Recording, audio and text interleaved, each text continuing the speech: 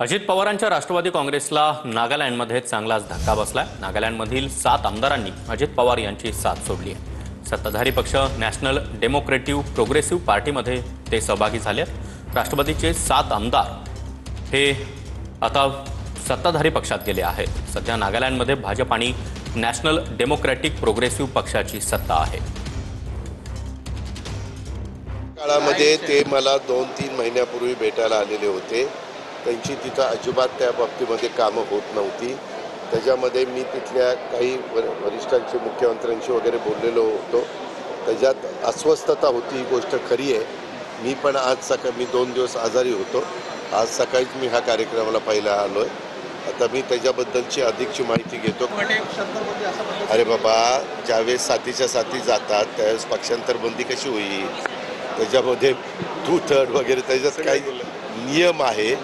त्याच्याबद्दल आम्ही चर्चा करू, कारण शेवटी सगळ्यांनी मिळून असे निर्णय